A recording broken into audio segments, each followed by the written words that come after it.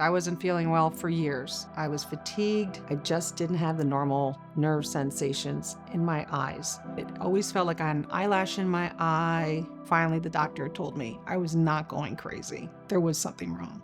Neurotrophic keratitis is a degenerative disease of the ocular surface, specifically the cornea. It really goes to show to not take no for an answer. If you feel like something is wrong, be relentless. Pursue it, and you'll be glad you did.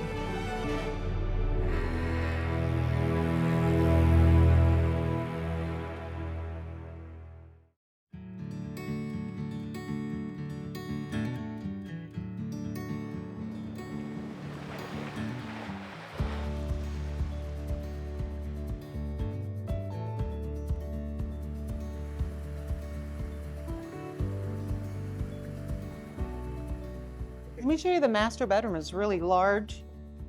It's got an ensuite bath, a Jack and Jill's. I'm 56 years old. I live along the Jersey Shore, best part of New Jersey. I'm a realtor, Walk-in closet. and I'm fortunate enough that my husband and I live on a beautiful property where I get to garden, enjoy nature, and I get to live my best life. She's wonderful with her selection in plants, put a lot of effort into creating our own oasis. When I first met Maria, she was very active, worked out all the time. Maybe a year or so in, it started to get noticeable that she was easily fatigued and just wearing down from doing the smallest of activities. I wasn't feeling well for years. I was fatigued, tired. I had joint stiffness. My eyes were bothering me. My mouth was dry. And I was eventually diagnosed with Sjogren's syndrome. And my dry eyes really got worse. And through the whole process and all of the doctors that I had to travel to, I eventually was diagnosed with NK. My name is Maria, and I have neurotrophic keratitis, otherwise known as NK.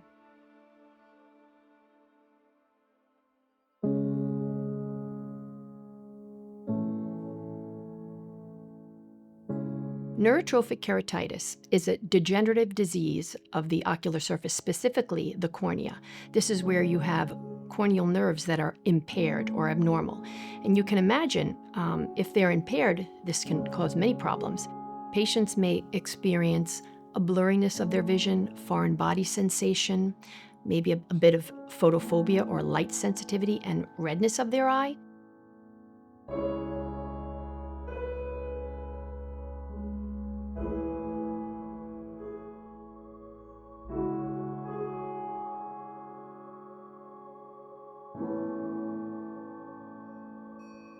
So the ability of the patient to feel either air blowing on the surface of their eye or a foreign body getting into their eye, anytime something gets in the eye, we feel it as a foreign body sensation.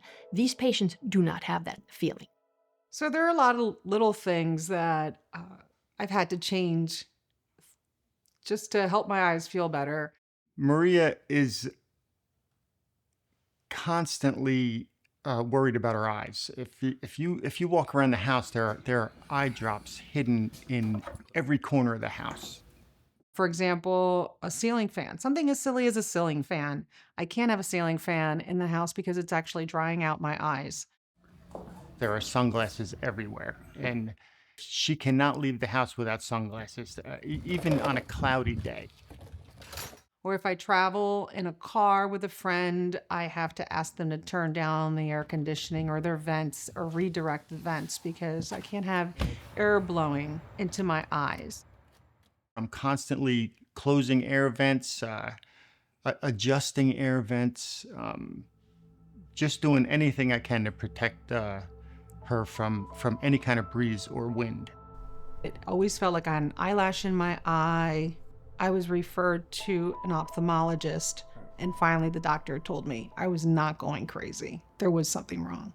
The journey to diagnosis for some of these patients might be quite frustrating because for many visits, doctors might not know what they're dealing with and may think it's dry eye. I went from doctor to doctor for over 10 years, undiagnosed, trying to figure out what was happening. And eventually led me to try to resolve my dry eye issues, and which led me to NK. One thing about Maria is she knows her body, and she knows when something's wrong, and she will go to no ends to find out what the issue is. Neurotrophic keratitis is normally diagnosed by an eye care professional, an ophthalmologist. And when I approach a patient, it really starts with when they walk in, see if they have an abnormal blink reflex, ask about history. And then, of course, our eye exam is critical.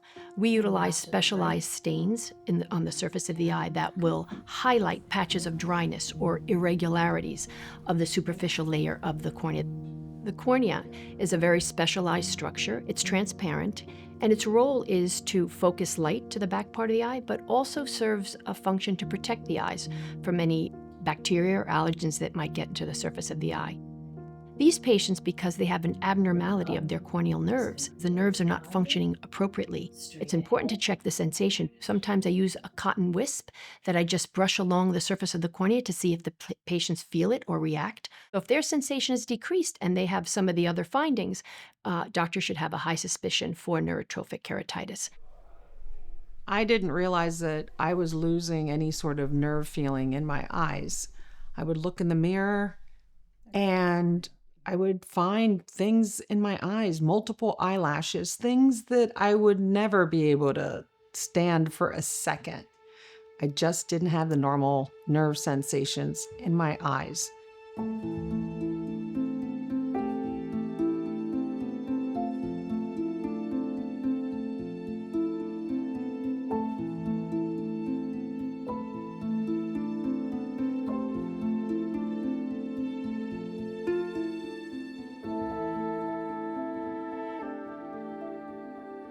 Neurotrophic keratitis is a progressive disease. If neurotrophic keratitis goes untreated, patients are at loss of losing their vision or suffer decrease in vision because of the scarring and possibly infection and possibly perforation of the cornea itself. So it can be dangerous. So I have stage 1 NK, and it's basically a battle to just not have stage 2 or stage 3. It's the earliest forms of NK, and that's why we're so aggressively pursuing treatment so that the damage doesn't worsen with my eyes. There are 3 stages, and we call them NK1, NK2, and NK3. The first stage is these patients will have damage to these epithelial cells. So ophthalmologists can see areas of patches of dryness or missing cells. In the second stage, the epithelial layer creates a defect. And in the third stage, this is where ulceration can happen and thinning of the layers beneath the epithelium, which is called a stroma. This can be very dangerous because if this tissue becomes infected, it can be prone to perforation of the cornea as well. It's best to be caught at its earliest stages. If caught at those stages and with the appropriate treatment, we may be able to diminish the progression and improve quality of life and sight for the patients. So once I started treatment with my ophthalmologist, I felt like I finally had hope. One of the treatments that we tried was nerve growth factor. So that entailed a treatment where 6 times a day, every 2 hours, I had to put nerve growth factor in my eyes. And one day, miraculously, I yawned and I actually started tearing, and it was incredible. And it's something that everybody takes for granted and so silly. Oh, here's I'm tearing. Yay. So my husband Wally is the most patient man. In fact, right around the time that I was at my worst, I would wake up in the morning and he would have warm compresses waiting for my eyes. He will accompany me to doctor's appointments. He's really been so patient, and he completely understands, without me having to actually say anything, what I'm really going through. One thing I can say is you have to pay attention to what's going on with your spouse. But the best part of what my husband Wally did was he, in a very subtle way, helps me. He knows in advance how to set the temperature in the car, set the vents away from my face. And he helps me anytime we go someplace, offers a different spot at a restaurant or at a bar table because he knows the vent is located right overhead, offers to switch seats with me. It's all the little things. I love you. I love you, baby. Thanks for everything. Thanks for all your help today, too. I really appreciate it. I know you ran around. My health today is great. Thanks to awareness about what I really needed to do and my exercise, I am now able to pretty much function back to normal for the first time in years. So the messages are, there's hope. There's new ways of diagnosing this disease. There are new treatments and many new treatments that are in the pipeline as well.